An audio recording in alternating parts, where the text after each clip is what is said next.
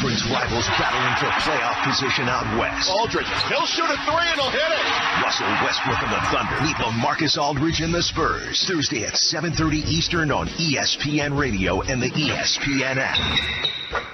BB-8, punch it! Star Wars The Last Jedi Master Luke is rolling home on digital. Time it is. With over 2 hours of bonus features, including 14 deleted scenes and a feature-length documentary, The Director and the Jedi. Skywalker, Mr. Right. Star Wars The Last Jedi. Woo! I like this! Watch it today on digital. Rated PG-13 for sequences of sci-fi action and violence. Bonus materials not rated. So good, While the Giants are looking to bounce back from a disappointing season, the Dodgers begin the defense of their National League Championship. The Giants and Dodgers, it's opening week. Coverage begins Thursday at 6 Eastern on ESPN Radio. Hey, Stadium Bunting here. I'm hanging out for opening day, the best day of the year. Smells like hot dogs, freshly cut grass, and freedom. So pumped for flyovers, fireworks, and oh yeah, backflipping baseball. Kershaw, Posey, Trout, Bellinger, Altuve, Lindor, Machado, Judge, Bryant, Harper. What is this, my dreams? No, it's real. Baseball is back, and I am red, white, and deliriously happy. Woo! MLB opening day, Thursday on ESPN. The Dallas Cowboys wide receiver, and now we're officially on Dez Bryant watch. That and more Monday. The Will Cain Show, weekdays at 3 Eastern on ESPN Radio and on the ESPN app. Hi, it's Paul Feinbaum. New Tennessee head coach Jeremy Pruitt joins me as spring ball is underway in Knoxville. The Paul Feinbaum Show, Monday at 3 Eastern on the ESPN app and the SEC Network. 30 years ago, they took on the world. Are you ever sorry we got married? Every second of my life. On Tuesday, What? Roseanne is back. I thought you were dead. Why does everybody else think I'm dead? As outspoken as ever. I'm on my way, and I mean business. And ready for some family time. What are you doing with my pictures? I'm getting rid of the ones where you guys were fat. Those are the only ones where we look happy. Roseanne, same cast, new episodes. Starting Tuesday, 8/7 Central on ABC. It's Golick and Wingo. I think one of the reasons the Colts were comfortable making the trade with the Jets, they covet Bradley Chubb as well, and they thought if we get a run on quarterbacks and Saquon Barkley, there's a real good chance we'll sit at 6 and get Bradley Chubb, who might be one of the top 2 or 3 best players in this entire draft. I also think that he is going to be an over at 2.5. Golick and Wingo, weekday mornings at 6 Eastern on ESPN Radio and ESPN2, and beginning April 2nd on ESPN News. Don't miss the Sports Huddle with Eric, Sean, and Jess Bolin. Every weekday morning at 9. Let the games begin. On ESPN 1220. KGIR, Kate Gerardo.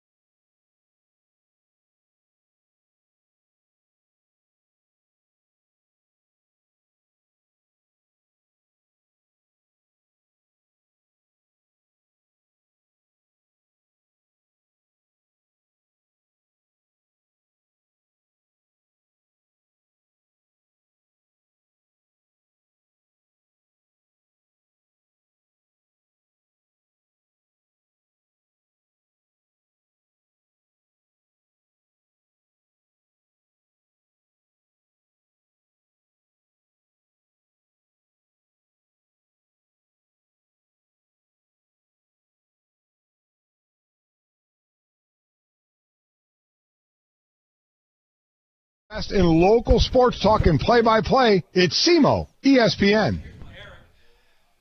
This is a proud presentation of Mississippi River Radio Sports, the sports authority. Check this out right here. Do it!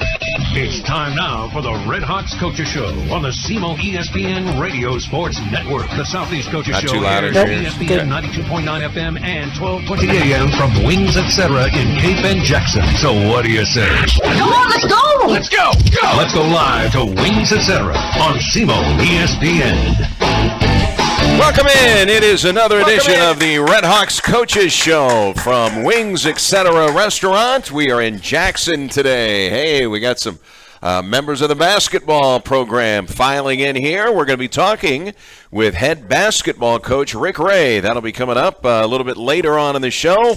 We're going to be talking with the namesake of the Cindy Gannon Walk for Women, or Women's Walk. Make sure I get the terminology correct. Cindy Gannon is here. We're going to be talking with her coming up momentarily. And we want to remind you, you are invited for lunch. Come on and stop by Wings Etc. in Jackson. We're on Mondays, of course. They have their 69-cent wings, the award-winning Jumbo Wings Mondays, just 69 cents. And if you just happen to not be in the mood for their award-winning wings, they have a full menu to choose from. You can choose from their freshly made burgers, and they have multiple burgers on the menu. They have wraps, subs, quesadillas. You can get the Mike Rennick grilled entree salad if you would like. They have smoked ribs, much more. Their appetizer lineup includes their ultimate nachos and their deep-fried pickle spears. And if you would like to try their daily half-pound lunch specials, they'll start at just $6.49. It is Wings Etc. Good food, great times. And again, we'll be talking with Red Hawks basketball coach Rick Ray coming up just a little bit later on in the show. But let's welcome in Cindy Gannon. She is the Senior Associate Director of Athletics and the Senior Woman Administrator at Southeast Missouri State, former OVC Volleyball Coach of the Year. How many years were you the volleyball coach at Southeast? 16. 16, not that you were counting. Not that I was counting. All right, now how many years has it been that you have been at Southeast Missouri State? This is my 31st year. Year number 31, and for those who do not know, and I did not know prior to coming in today, year number 31 is going to be your last year at Southeast Missouri State. Tell us about this. Yes, It was news to a lot of us. Well, I've had a wonderful career in Southeast. I've been so blessed to have the opportunity to work for Southeast. But and I just feel like it's time to turn a new page and enter a new chapter of my life. And so I'm going to always be grateful to Southeast, but I'm excited about what's in the future. All right, so your last day as the Senior Women's Administrator in the Athletic Department will be? June 30th. June 30th. So when the calendar rolls to July, you're a free agent. I'm out. Wow, that is what a great run that you have had here at Southeast Missouri State. If you were just putting together maybe a top 5 list, what would you put together as top 5 things maybe that you were involved in, or things that you saw in your tenure here at Southeast Missouri State? It can be taking your volleyball team to the NCAA tournament. I mean, if you were just, I sprung this on you. Yeah. But if you were putting together maybe a list of some of the great things that you'll remember as real high points at Southeast. Well, I think the first, and I actually thought about this morning because I thought you might hit me with this one. All right. I think the best thing, the most exciting thing that happened to our program and me particularly was when we beat North Carolina in the first round of the NCAA tournament, made it to the top 32 teams in the country. I think that was the highlight of my career as a volleyball coach. I think the team that came back and was recently inducted into the Hall of Fame, it was that team? That was the 2000 team. Right. 2000 team. And I think the walk is probably very high on my list.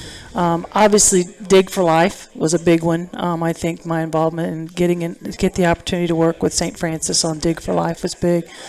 I think when you look back at all the players that you play for you and you think about all the athletes that have gone through the program, I think being involved and still involved with them. I have a lot of contact with my former players, and that's big. So there's a lot of emotion that goes into this. Been a lot of time, a lot of thinking about it and soul searching, but I think it's the time. Okay, so 16 years as the head volleyball coach here. how often do you hear from some of your former players, and how often do you hear about they're asking you for advice? I mean, they still look at you as a motherly figure, I'm sure. Oh, absolutely. I mean, well, Facebook is one of the mechanisms that allows everybody to stay close. But I had one of my former athletes, Angie Ashoff, was in town last week, and her dad and her came in because her niece is coming to a camp here. They're from Iowa, so she came to a soccer camp.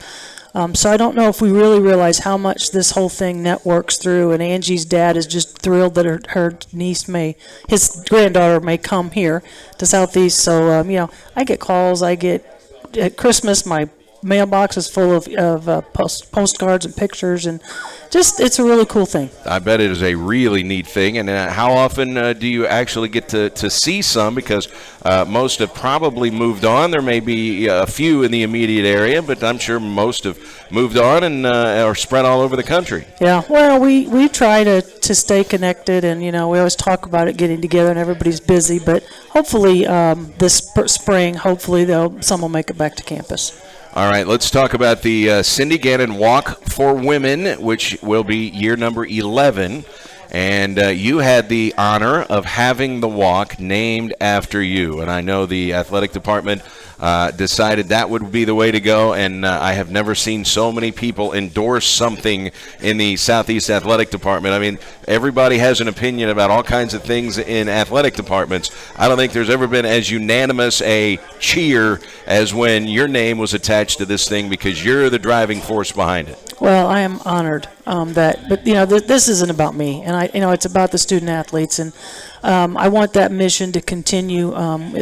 Long after I'm gone, I'm hopeful that this will continue to serve as a mechanism to enhance our athletic scholarship program. All right, now, and when somebody hears Walk for Women, okay, now that means that women are coming out on a week from Saturday to all walk together and to raise scholarships for women's athletics. That is not the case. No, it's not.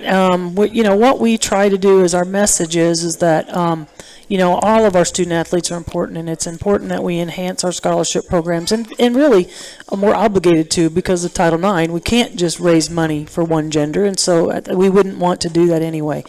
But it is a day to celebrate our women's athletics. I mean, our female athletes do a lot of really, really good things. I mean, our soccer program, made did well in the tournament. Our women's basketball made the OVC tournament for the third straight year.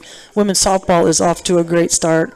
I mean, our women's programs, and our men's too, but our women's programs, I want to take an opportunity to recognize what they do. They put in a lot of hard hours, and they put in as many hours as anybody else.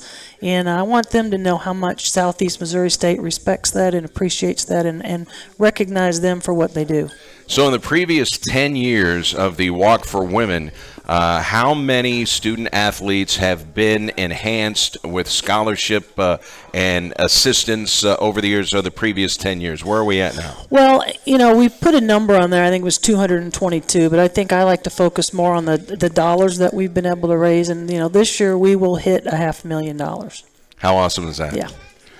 So this is something that everybody, and I mean everybody, can get involved with. And again, it's a week from Saturday, and it's going to all start at Hout Fieldhouse, right? Yes, Hout Fieldhouse at 9 o'clock. We on our website, if you go to gosoutheast.com, you can register easily online. And we have next Tuesday. You can even pick up your T-shirt before the walk if you want to have it. In our athletic office, you can stop and pick up your T-shirt. You can register there. You can register the day of. We try to make it as easy as possible for people to register. It's $25 registration fee.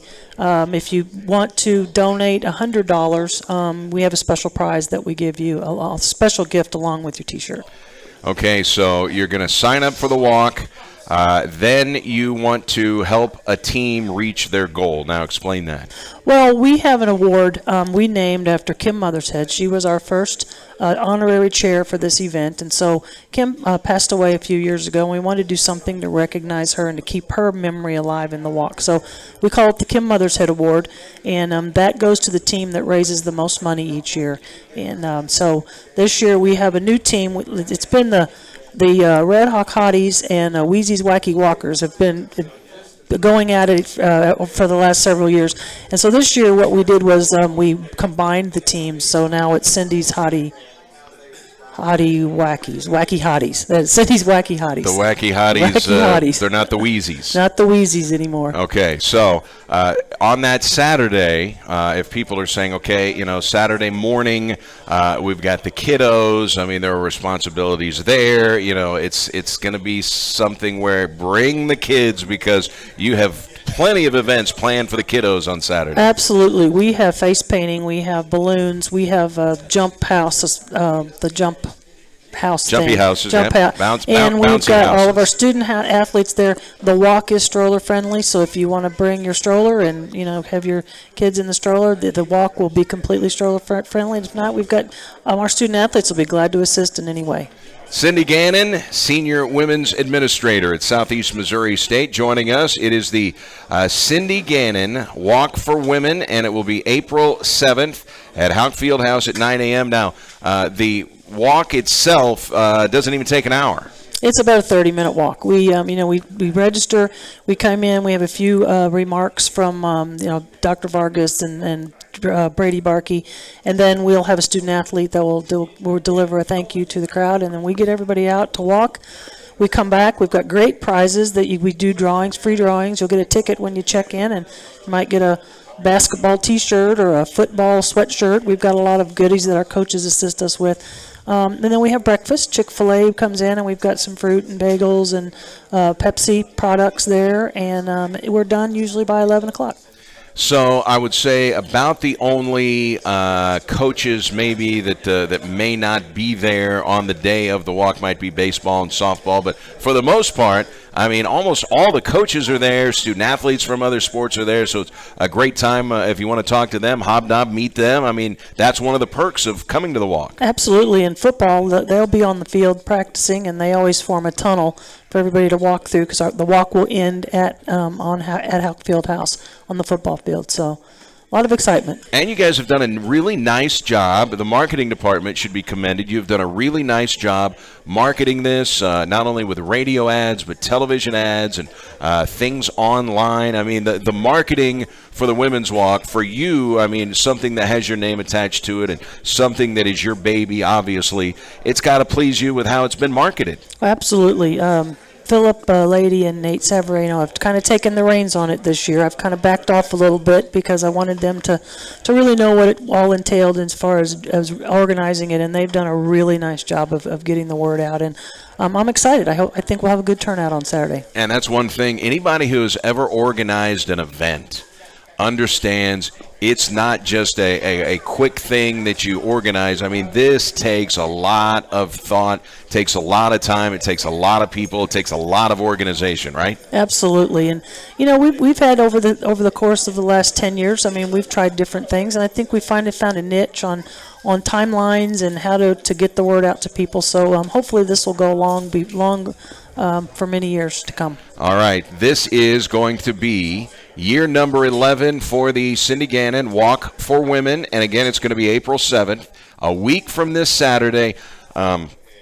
Baseball and softball coaches are meteorologists. They're always looking at weather models weeks out. Have you even peeked ahead? I mean, it'll probably change between now and then, but we're always praying for great weather. Well, I've looked. It's at 60% chance now, but we got a few days in between. And I will say that we have been very fortunate the last few years. I don't think we've never had a rain out. We've had rain, but people have always still came out, and we do have a small track in Houck if you want to walk around there. But we're just going to go and we're going to make it work. All right, and again, we're going to hit the $500,000 mark. If you thought, first of all, the first year that you organized it, or maybe the first couple of years, did you ever imagine that we would be in year 11 and that you would have over $500,000 for student athletes? I thought we would, but there were a lot of naysayers that said, there's too many fundraising events in the community, we're hitting the same people, we're doing this, we're doing that. And I said, but this is a concept where we get an opportunity to celebrate women's athletics, and don't ever miss an opportunity to do that. All right, now we just finished up women's basketball season. You are involved very closely with the women's basketball program and with the coaching staff. What were your thoughts on another trip to the OVC tournament for Coach Rika Patterson in year 3? And there's probably been no athletic team that has had to battle more adversity. I mean, how many basketball teams lose their leading scorer for 3 straight years where you don't even have them for a single conference game, and they really just didn't blink? I mean, it's just right back to the OVC tournament. Well, I could not be happier with the job that Coach Patterson's doing right now. We have lots of conversations, and along with Mark Allnut, I was involved in having the opportunity to hire Rika. So I feel like, we knew we had a winner when we recruited her to come here to coach, and we were fortunate to get her to accept the position. And I see what she does behind the scenes, Eric, and you can't. You really have to work hard when you lose your top scorer or you go through, but she makes it work, and it's because she loves the game. She loves her student athletes as far as wants to make them better people, and she's got it. I mean, she just has what it takes, and I'm so excited to see what she's going to do in the future. I tell you what, over the years I've been on a lot of team buses. Football, basketball, baseball, over the years, different teams, different coaches, different sports, things of that nature. I have never been on a bus that is more fun than when I ride a trip with the women's basketball team, with the way that Coach Rika and the coaching staff interacts with these players. It's a fun atmosphere. That's the way it is with their program. I mean, it is a fun program to be around. Not that there's not discipline. Right. Of course there is. And she knows separation between being the friend and being the coach, and you've got to be the boss. But the relationship that she has and her coaching staff has with these student athletes, it's pretty neat. Yeah, it really is. And, like I said, we talk about it a lot, and I commend her because she's changing a culture. And I tell you, when you try to change a culture, it's a methodical process. And I tell you what, she stayed true to what she came in and said she wanted to do. And again, I think there's a bright future for women's basketball. What I think is very interesting, the way dominoes fall in athletics, the way dominoes fall in coaching searches and the hiring of coaches. She used to be, Rika Patterson, an assistant coach at Eastern Illinois. Well, when they had their recent opening several years back, she applied for the job at Eastern Illinois. They decided to go in another direction with Debbie Black, who made a name for herself in the WNBA. That did not work out. Debbie Black is no longer there, and they've hired another coach, and I think they finished again in last place in the OVC.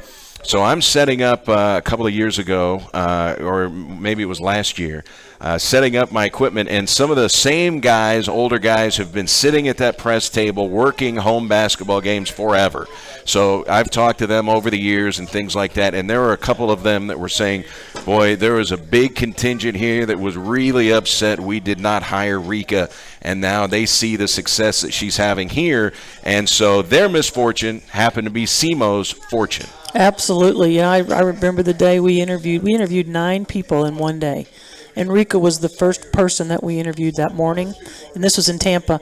And every time someone would come up and they leave the room, Mark and I would look at each other and we'd say, Rika.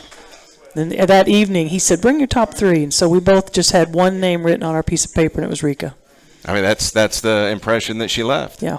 All right, real quickly here, you mentioned softball. Off to a great start. Mark Redburn has, once again, trying to change the culture of a program. Tell us what you have seen so far. They beat Missouri for the first time in, 18 years, something like that. They just beat Jacksonville State for the first time in a long time. They're already at the 19-win plateau. They're 3-1 in the OVC, off to a great start. Man, this looks like it could be a really exciting year for softball. Well, this is a big year. This is Mark Redburn's 3rd year, I believe, and that's always the toughest year because you're into your own recruits, and you have established yourself as the head coach of the program. They no longer remember what it was like before, but I'm a coach and I watch a lot of things, and I see a cultural change there as well. I mean, there's hustling. They don't miss an opportunity to hustle to the base. They just, everything they do is what I would call just picture, it's just like they're building this team bonding, and the dugout is involved, and that Coach Redburn he's very intelligent about the game, and you can tell because his student athletes play the game like they know what they're doing. I mean, we had a ball in center field, caught in center field, and threw out at first base. The runner on first base yesterday. Those things coaches have to make kids, think about it. A lot of center fielders will just catch the ball, and no, she knew where that runner was, and she threw that runner out that led off the base on first. So those are the kind of things we're doing right. What I think is interesting, coaches in the athletic department, they view different things when they're watching a game. They're watching dugouts. And one of the things that you watch a lot, I know as a former coach, is body language of athletes. It's different these days, isn't it? Absolutely. And I think, I think our coaches address those things. I mean, because they know that body language is something that is visibly seen by the fans, and the fans want to see our student athletes respect the game and respect the opportunity to represent Southeast. Cindy Gannon, Senior Women's Administrator. I hope it's not the last time we have you on the show. I mean, for those who did not know, she is retiring after 31 years at Southeast Missouri State. Her final day will be June 30th, but your name is always going to live on, obviously, on the Walk for Women, and I know whether or not you're actually employed at Southeast Missouri State, you're still going to be involved in this walk. Absolutely, and I'm going to always be a Red Hawk fan. All right, now, again, for those who want to get involved, what do they need to do, and when do they need to show up at Houck Fieldhouse? You can go southeast.com and register online, or you can come the day of, 9 o'clock, Houck Fieldhouse. We'll have a registration tent in the front, and you can get your T-shirt, make your donation, and get ready to have a fun day. Okay, and for those who would like to have their T-shirt prior to the day of the walk, what do they need to do? They need to register online, or they can come into the athletics office at 1221 Broadway next Tuesday and register, and we'll give you your T-shirt then. Right next to Emo's, right, for those who don't know, right on Broadway. It has been such a pleasure to get to know you over the years. Congratulations on a fabulous, not only coaching career, but a career as an administrator at Southeast Missouri State, and all the changes and all the things that we have highlighted, obviously. And what a great honor to have the Walk for Women named after you. We wish you the best of luck in retirement. You're too young to retire. When you think retirement, we think gray hair, and boy, I can barely get around these days anymore. You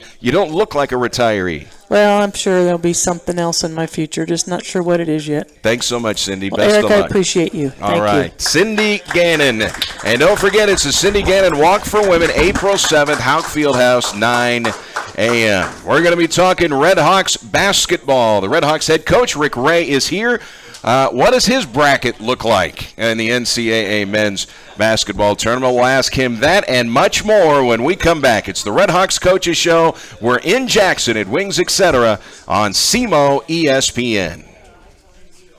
Everyone knows size does matter, and no one knows it better than Wings Etc. Grill and Pub. Wings Etc. has the biggest, meatiest, award-winning jumbo wings in town. If you love wings and a whole menu of great food and drink options and tons of flat screens tuned into sports, we've got you covered. And now, when you can't eat here, order online for pickup at togo.wingsetc.com. It's fast, easy, and convenient. Wings Etc. Grill and Pub. Good food, great times, and online ordering at togo.wingsetc.com.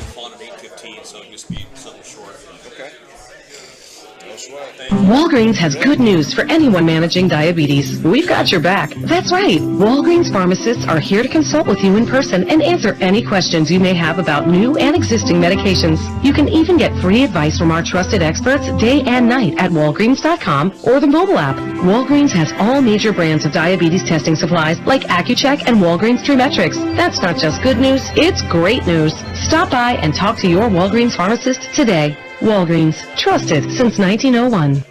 Ace is the place with the helpful hardware, folks. It's the buy one, get one free paint sale at Ace, our biggest paint sale of the year. Buy a gallon of our top paint brands and get the second free. And you know what else is free? Our help. With the Ace Extra Mile Promise, get everything you need to paint in one trip or deliveries free. Don't miss the buy one, get one free paint sale now through Monday only at Ace. Limit 2 free gallons of equal or lesser value. Prices may vary. Store stock only while supplies last. Delivery subject to availability. Visit acehardware.com for more info. Now, your ESPN Radio Network local weather forecast. Well, rainfall amounts of 1 to 3 inches possible here over the next several days, and rain chances look to stay with us here much of the week ahead. Clouds in the forecast today with showers possible, 60. Cloudy with showers tonight, windy conditions, low 54. More showers tomorrow with a high 63. Rain for Wednesday's high 58. Richard Levick at the Weather Channel. You're up to date with the latest weather forecast right here on the ESPN Radio Network. This is your local home for Mike and Mike, the Sports Huddle, and all your favorite teams. Get it all right here. Makes my day go great. On the SEMO ESPN Sports.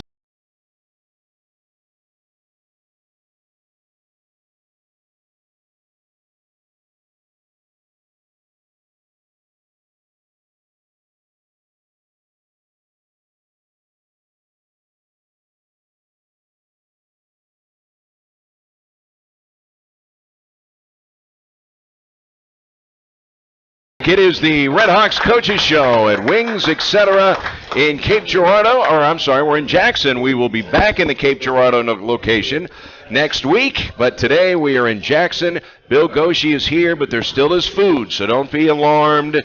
There is still food, even though Goshi is in the house, and I can't see what he's eating there, but it's very, very big, and he is eating it very, very quickly. Two-fisting, it looks like.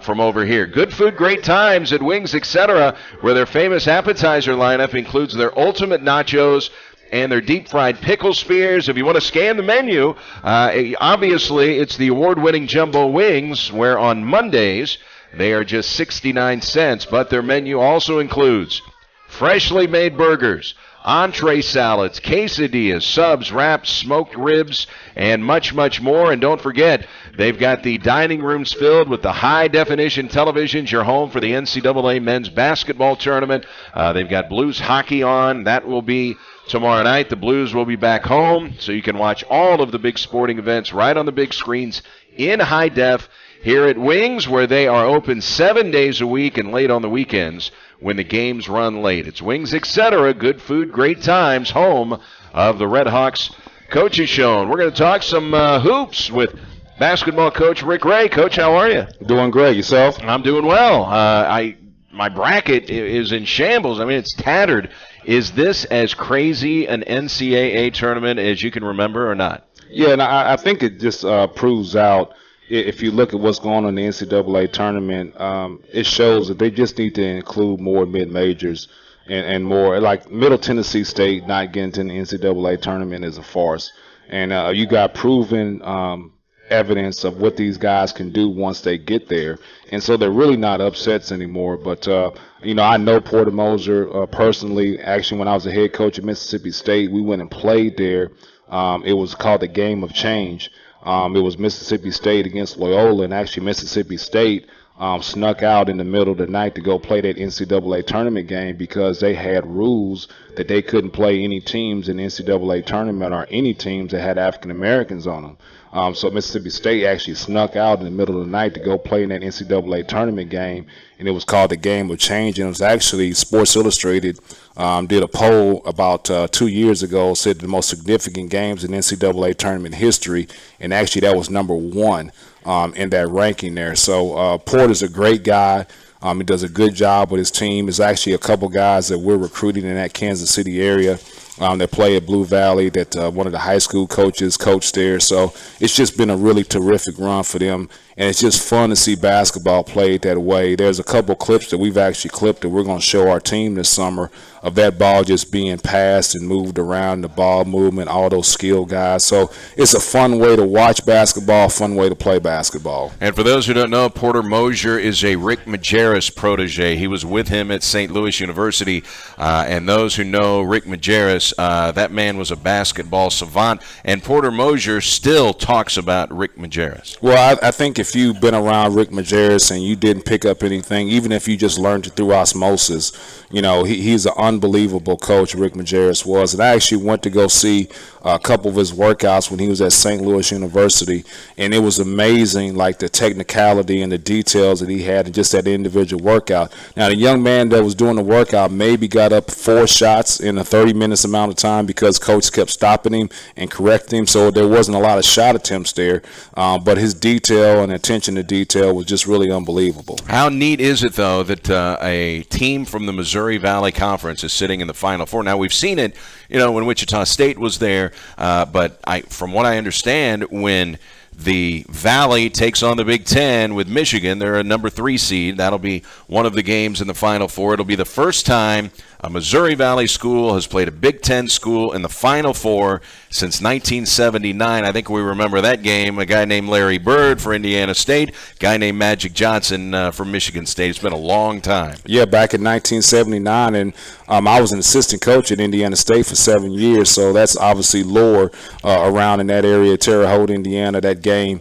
But also, if you recognize this, there was a lot of people that didn't want Loyola Chicago to go into the Missouri Valley Conference. There was a lot of people that was against that move. They didn't think that program was big enough. Good enough, right? Yeah, good enough, and their attendance figures were really poor. So there was a lot of people that fought that. They didn't want that to happen. And then also when they made that change, they wanted to also make a change at the coaching with Porter Moser. They wanted to get rid of him because they thought they needed a higher quality coach in order to be in the Missouri Valley Conference. So it just goes to show you with some of these people, if you stick with them, like a guy like Brad Brownell, the type of year that he had, a lot of people wanted him gone, and then he takes his team, finishes third in the ACC, and takes them to the Sweet 16. Some chatter about Bruce Weber at Kansas State. Takes them to the Elite Eight, you know what I mean? Yeah, and we played that team, so we saw them up close and personal, and they did that without their best player. Yeah. Deion Wade is a guy that's a matchup nightmare because he can shoot threes and can also really great footwork in the post. So I just thought he did a phenomenal job of coaching that team, especially being a team with like Kentucky that has all that size and length. You know, at that point of the game when they were trying to win that game, there was nobody on the court taller than 6'6" for Kansas State, and there was nobody on the court for Kentucky shorter than 6'5". Very, very fun tournament so far. Kind of chalk on the other side. What did you think of the Duke-Kansas game yesterday? Well, I grew up in Kansas City, so I'm a huge Kansas fan. And then, obviously, it's kind of weird that you see Duke with all that size and athleticism. They play zone the whole time. Yeah. So I thought Kansas did a great job. Malik Newman, I obviously recruited him a lot when I was at Mississippi State. He had 32 points, had a great ball game. But there's one thing I need to point out here. Every once in a while, like your assistant coaches, your players, and things like that, they need reminders to understand why somebody is the head coach. So we got a little bracket challenge, just with our coaches and our players and our team. And so, would you venture to guess who's number one, who's leading that? If you're talking about it, I'm gonna guess it's probably you. The old ball coach. The old ball coach is number one and by a significant margin. So I had 3 of the Final Four teams. So I got 3 of them right. The only one I got wrong was Loyola Chicago. I had Arizona in that one. So you had Michigan. I had Michigan. I had Kansas. I had Villanova. I had Arizona. Now I had in the final game Villanova beating Arizona, so obviously that's going to be wrong. But I tell you what, their brackets was a lot worse than my brackets. So just every once in a while they need a reminder of hey, who's the head ball coach? And just like me smacking them like that in that tournament challenge right now is just serving that purpose. Little bracket paddling going on at the offices at Southeast Missouri State Basketball.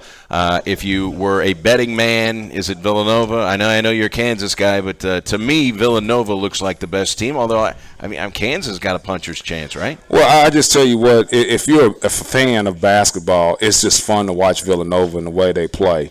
They play together on both ends of the court, defensively and offensively.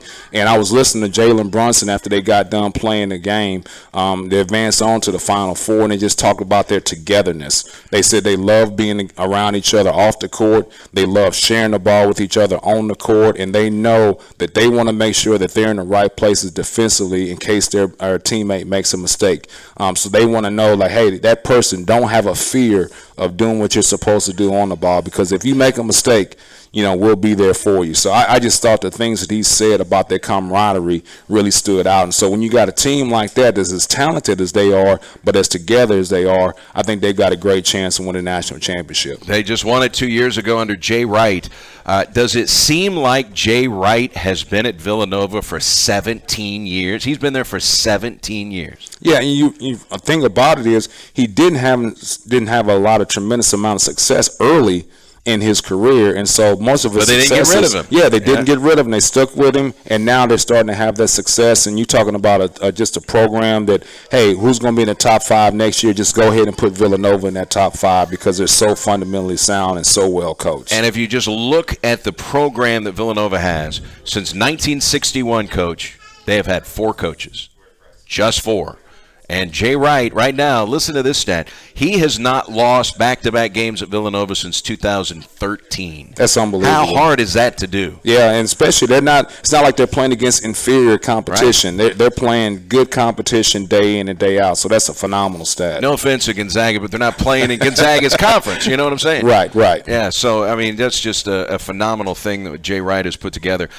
Your program, Coach, this year, you knew going in the APR had restricted you, and as far as we know, you've had no freshmen declare for the NBA draft since we last talked, right? No, not at all. No freshmen have declared for the draft. So you knew about the APR restrictions before going in. Obviously, you want to win every game that you play, but how, just looking back, being realistic about the 14 wins and about where you finished in the conference and about some of the quality wins that you're able to put on the board, considering that you basically had, 2 or 3 players that had any kind of Division I experience before the season even started, knowing that you have no chance for a postseason, knowing you had one of your most talented players transfer out after last season, knowing you lost a guy to the NBA in Antonius Cleveland. In retrospect, when you look back, how pleased are you with what you saw? Well, we as coaches, we're perfectionists, and that's part of the trade. But what you look at is what we returned this season. We only had one guy coming back in Denzel Mahoney that had any sort of experience. We had 2 major role guys that were coming back in Milos Vranic and Daniel Simmons. And then we also had Jonathan Dalton that served a small role. So we only had 4 guys that ever played Division I college basketball coming back, but only one that played significant amount of minutes.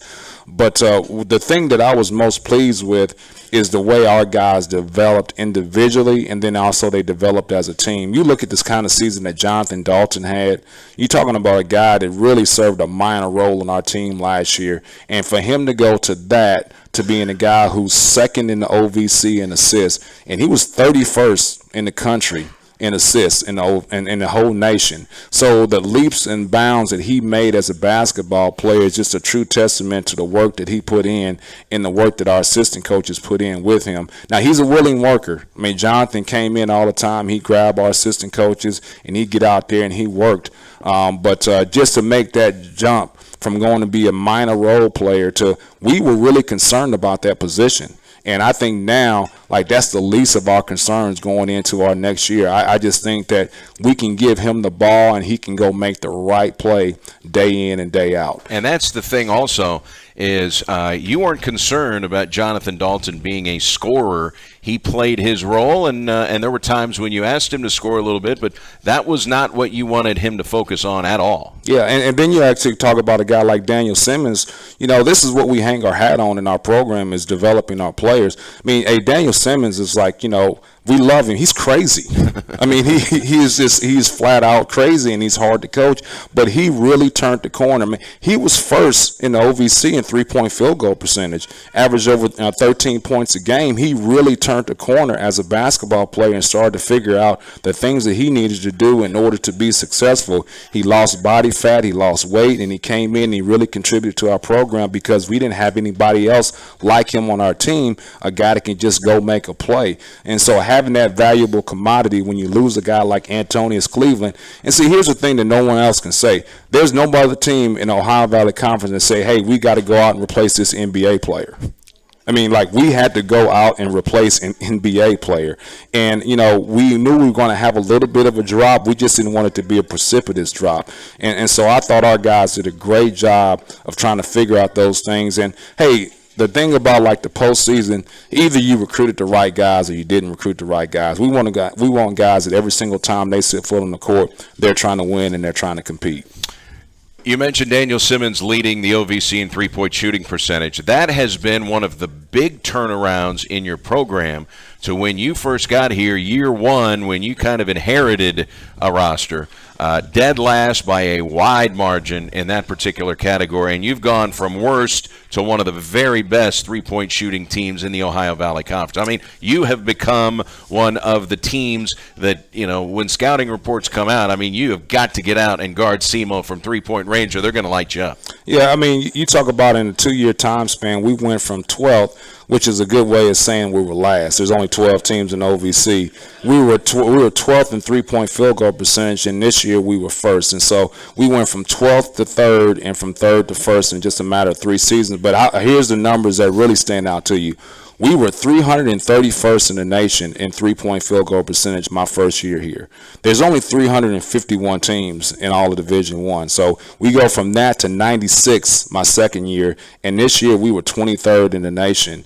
So we go from one of the worst, to one of the best in just a matter of 2 years. Now, part of that is recruiting. I mean, my staff knows we go out, we recruit guys that can make shots.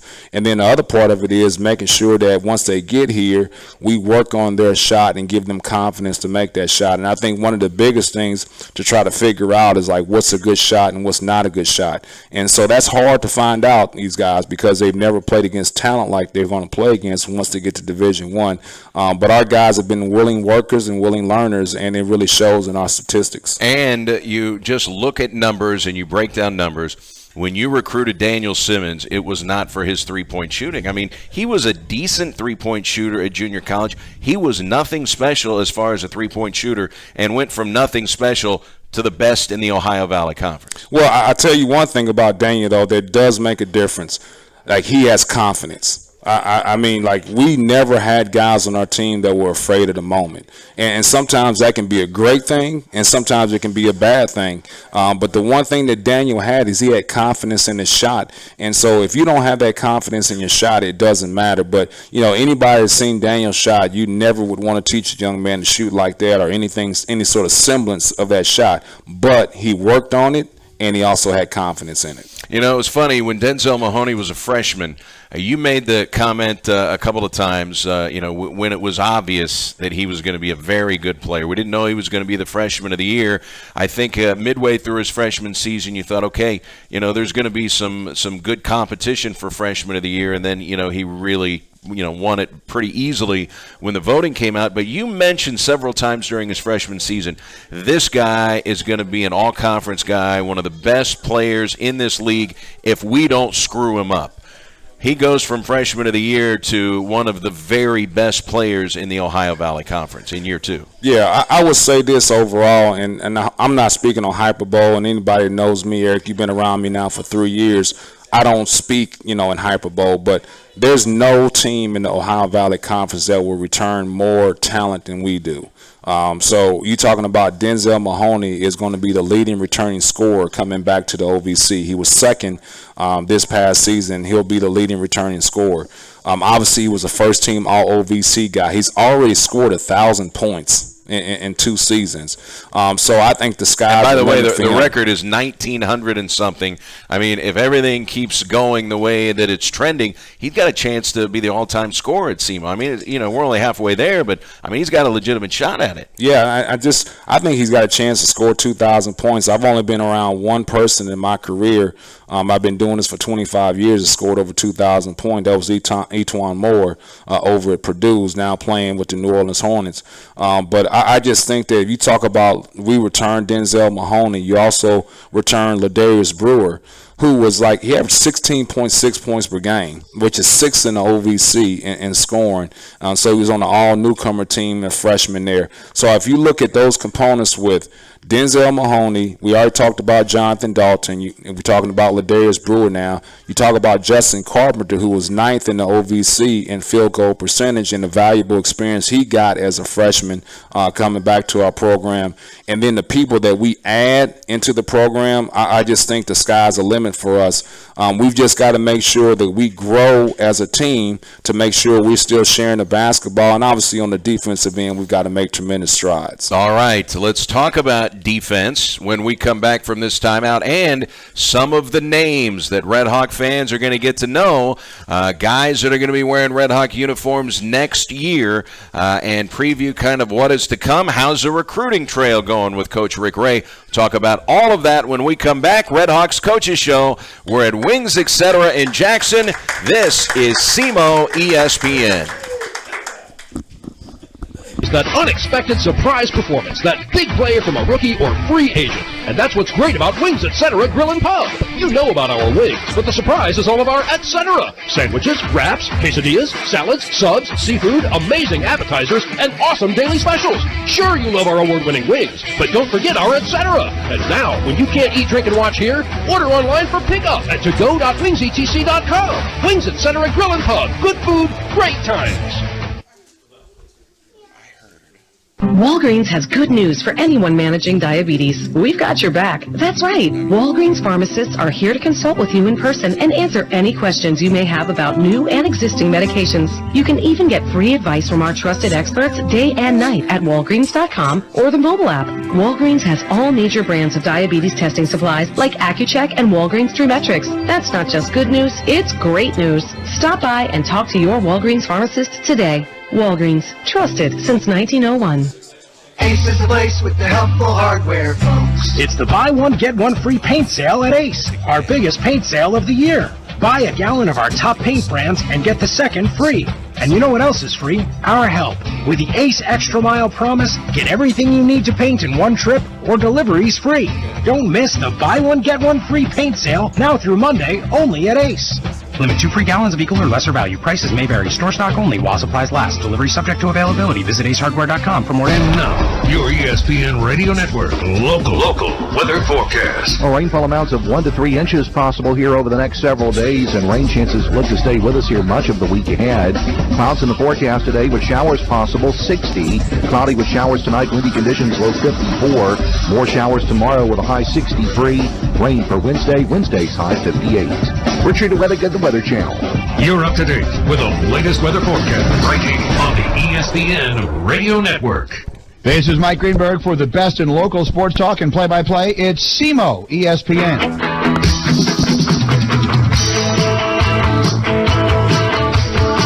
It is the Red Hawks Coaches Show live from Wings Etc. Restaurant. We are in Jackson today, and everybody enjoying a delicious lunch.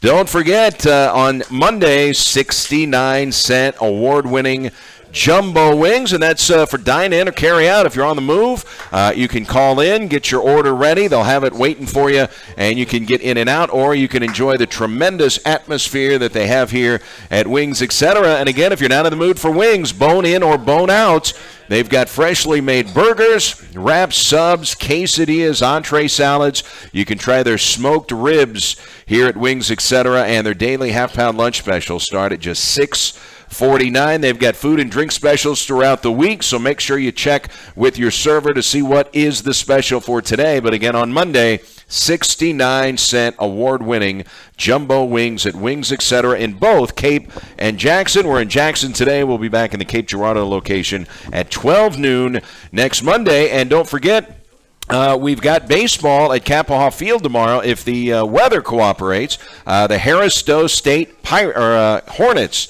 are supposed to be in here for a 6 o'clock first pitch. Red Hawk baseball is in second place in the OVC through 3 weekends, just one game out of first place after sweeping SIU Edwardsville last week. Red Hawk softball will be playing a doubleheader at Eastern Illinois on Friday. That'll be a 3 o'clock doubleheader. We're talking basketball with head coach Rick Ray. You highlighted all of the achievements so far that you had last year. The individual excitement about some of the players that you've got coming back for next year. The one thing that I know you guys have been so focused in on is getting better on the defensive end of the floor, and we certainly saw some games where I'm sure afterwards you were, okay, now that's what we're talking about. We're holding a team to under 40%. I know you've got goals going in. What's the game plan going forward? Because you yourself has said, hey, we've just got to improve on the defensive end of the floor. Yeah, I think our number one thing that we need to do is individually compete. We ought to take it as a personal affront if someone scores on us. And so we've just got to have that mindset of not being so reliant on help. So we've got to become better individual defenders. And, I've always been kind of opposed to competing in the summertime and in April because I'm so afraid of injuries. I don't want guys to get injured during that point in time. But we've got to do a lot more of one-on-one basketball. So we're going to do that here in the offseason and concentrate on that. And I think it's going to help us offensively, too, because we're such a good shooting team that people are going to run us off the line. And so we've got to be able to, once people run us off the line, be able to go make a basket and compete and finish at the rim. So that's the number one thing. We just got to be so much more active, not just with our body, but also with our mouths. This generation, they don't talk. I mean, they communicate via text. And so what we've got to do is we've got to be in a situation we get guys out of their comfort zone and make them talk. So we just got to be more active with our bodies and our hands, but we also got to be more active with our mouths. And then the other thing we want to do is we've got to become a much better rebounding team. So I just think that part of it is obviously recruiting toward that some, but we've got to have an emphasis on that. We did a poor job of rebounding basketball. Our defensive rebounding percentage was not very good after being really good the previous year. Now, part of that what really helped us is Antonius Cleveland was an elite rebounder for his position, and I thought Trey Kellum was such an active guy on the defensive glass that it really helped us. So we've got to have some personnel issues, but we also got to make sure we focus in on that here in the offseason. Something else, there were times this past season where you were frustrated on straight line drives to the basket. What about the presence of a rim protector next season at SEMO? Well, we're out right now. We're trying to recruit guys that's going to affect us at the rim. And we talked about that. We want guys that have some athleticism. We want guys that have length, that when they come into the paint, that they announce a decision to be made. And so that's been a focus of us, is getting some length, get some athleticism at the rim, not just on the defensive end, but also on the offensive end. I want somebody, like when we penetrate and we dump it down to somebody, I just want them to dunk it. I don't want that to teach, like make a move or go up and under and things like that. Just dunk it. So we want people to affect it at the rim, both on the offensive end and the defensive end. Let's talk about some names that Red Hawk fans are going to see in uniform next year, guys that are coming in that you're excited about. Well, I think the first thing is the guys that are already here. Khalil Cuffey is a young man that redshirted for us. He's out of the Atlanta area, and he's a guy that can really shoot the basketball. He's a big, strong, physical young man, but he'll be able to come in and knock down shots for us. His adjustment will be able to make sure that he can defend for us. Then you talk about Nigel Russell, was a guy that came in from Aspire Academy that came here to semester, and I think he is that athlete on the perimeter that we need. We need a guy that's a shutdown defender, and I think with his athleticism and his length that he'll be that type of guy. We're working right now on his shot. He's a guy that can really handle the basketball, but he's got to be able to knock down three-pointers for us. But if he wants to, and it's what we need, he can be that defensive stopper for us that gains a lot of minutes and valuable time, because we know that we can put him on the opposing team's best perimeter player, and he can lock him down. Then the guy I'm really excited about is Skylar Hogan. He's a Division II transfer coming into our program, so he's a 4-4 transfer that had to sit out the whole season, but he is an elite shooter. So with us being the best three-point shooting team in the OVC, he's our best shooter. So every time that we That's do a big stats, statement. yes, I mean we do stats all the time. We shoot 100 threes, and sometimes it's on the move, sometimes it's on the cut, sometimes it's standstill. He's always generally up in the 90s. Out of 100 every single time. He's a big, strong physical presence. He's about 6'4". He's a strong kid, and he just works. I mean, I'll tell you a story. Just kind of sums it up. We're on a road trip, all right? So on the road trip, the Show Me Center is not available. And also because of something going on in the rec center, he doesn't have a place to shoot. So it's a Sunday. So he's calling my wife. and it's just like begging for, hey, do you know any place that I can go shoot? I got to go get my shots up. Like, he's an addict about getting into the gym and getting shots up. So my wife called around. She found the church, and he went over there and got his 1,000 shots up. So, I mean, you're talking about a guy who's dedicated to his craft. He's dedicated to his craft. So I would be really surprised if he's not an all OVC newcomer coming into the season. He's just that good. You and I have talked about like a guy like Ladarius Brewer who bursts onto the scene. Other programs around the country see Ladarius Brewer. Stealing players is something that happens quite often in Division I basketball. And you flat out said, yeah, that's as a coach, you worry about things like that, right? Yeah, there's no question about it. And you have to know the landscape of college basketball, and some things are going on subversive behind your back with guys trying to, get kids to transfer. But it's all about our relationships that we have with the kids. It's the relationships that we have with their parents. And hopefully they think that we've done a great job. I mean, Ladarius Brewer is a good player, but also Ladarius Brewer is a good player because we've allowed him to be a good player with the freedom that we give him, and then also with the way we've developed him. Same thing with Denzel Mahoney. It's a two-way street.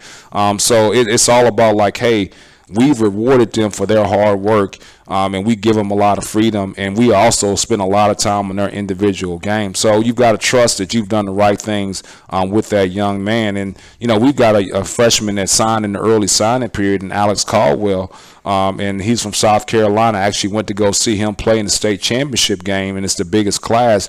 He scored 30 points in that state championship final. He's the player of the year in South Carolina in the big class, and he's going to be coming into our program as a point guard. And I'm really excited about him because he's a guy, I don't know other way to put it, but he's got that get by. So he's not a strong physical guy like Russell Westbrook, but he can just blow by you and get into the paint and make plays, not just in the transition, but also in the half court.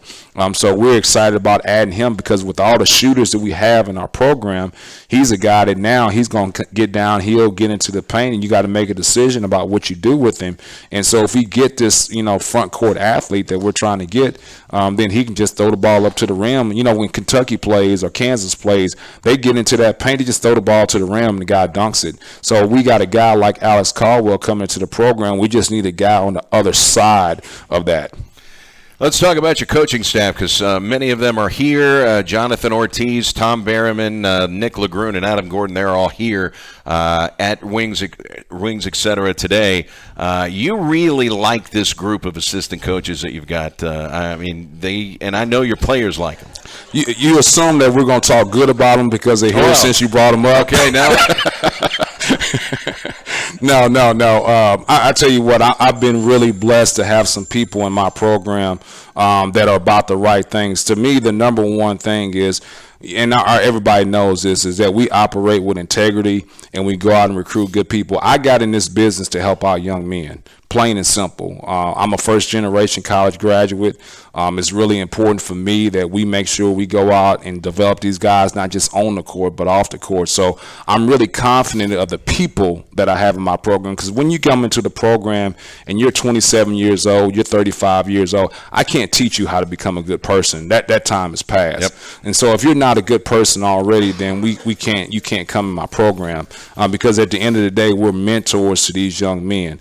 But what I like is the time that they invest with these guys on the court and off the court. So, like Jonathan Dalton all the time coming in and knocking on Coach LeGrune's office, hey, come down, let's get a workout in.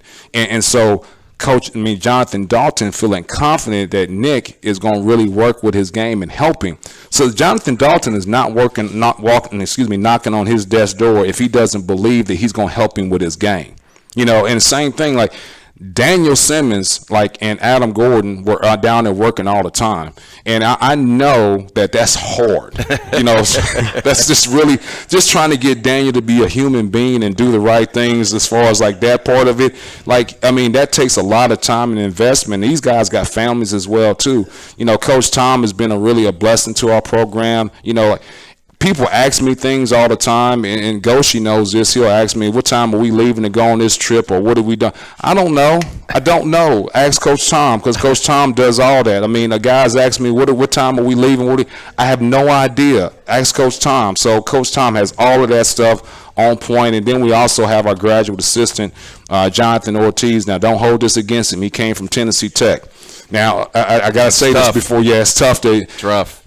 Jonathan Ortiz is by far the worst passer I've ever been around in college basketball. When he first got here and we were doing passing drills, we had to have Coach Nick jump in for him because he was just throwing it all over the place. And I was like, Jesus, did you guys just go one-on-one over there at Tennessee Tech? You never passed the ball. But he's done a good job with our program as well, too. So if you don't have a good staff, you have no chance of having a good program. And so, these guys do so much outside of the program besides just like the basketball part of it.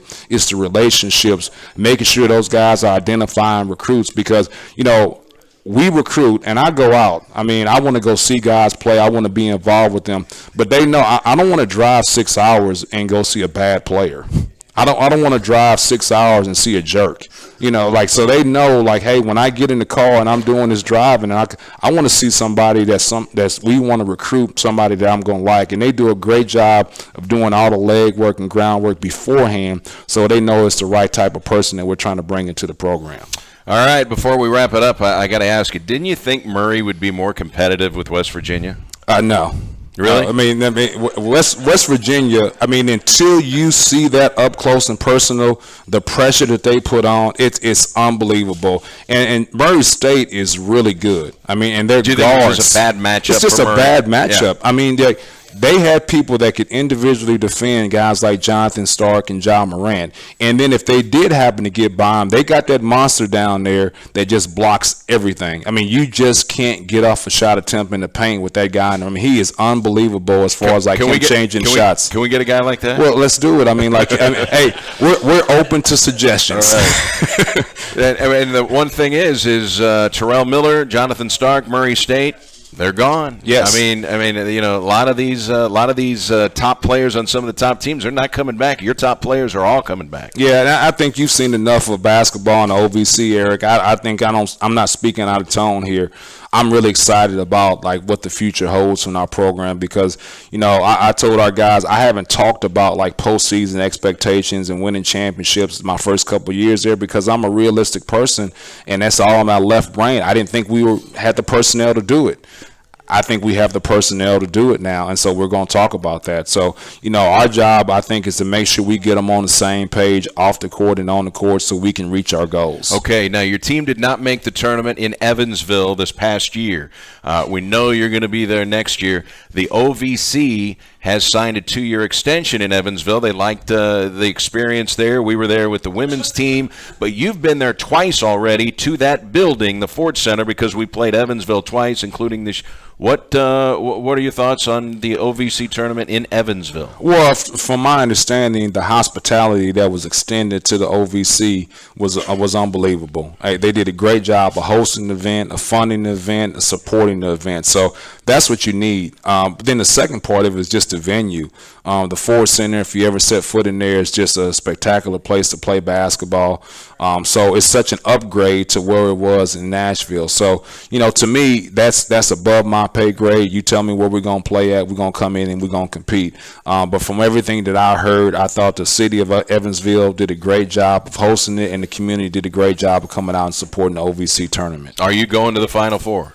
Yes, I am. All right. Yeah, and for excited about it? For the first time, I'm taking my boys. They're going to get a chance to go to the Final Four and attend the games. And I've got a request for more tickets from my father-in-law. So he grew up in Flint, Michigan. My wife grew up in Flint, Michigan. So they're huge Michigan fans. So now all of a sudden, I'm kind of trying to round up some tickets for my father-in-law. So he's in Homeland Security, so I got to figure it out. I got to get some tickets for that man. All right. Well, have a great time, Coach. It's great to catch up, and, of course, everybody tells you the same thing. Best of luck on the recruiting trail. Thank you very much. All right, that's Coach Rick Ray. That's going to do it here for the Red Hawks Coaches Show. Thanks for all the assistance for Coach Ray to come out for this show. We'll be back in the Cape location next week. Thanks also to Cindy Gannon. Don't forget, it's the Cindy Gannon Walk for Women a week from Saturday, 9 a.m. at Houck Fieldhouse, and you can get more information. Just log on at GoSoutheast.com, and all the information and the place to click is right there on the main page at GoSoutheast.com, and we hope the Walk for Women is a rousing success. We'll get you back into ESPN Radio coming up. So long, everybody, from Wings, etc. in